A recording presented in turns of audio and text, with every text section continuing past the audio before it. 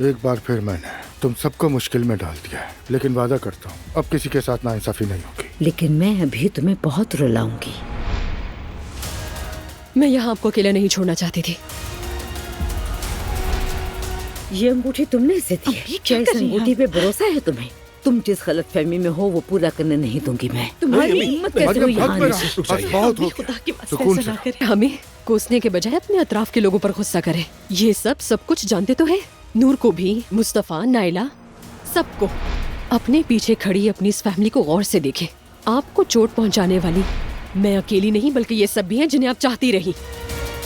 अम्मी, अम्मी कहा था छोड़ दो। उन सबको ऐसा कर दूंगी कभी एक दूसरे की शक्ल भी नहीं देख सकेंगे। कोई खुश नहीं रहेगा, किसी की जिंदगी में सुकून नहीं रहने दूंगी।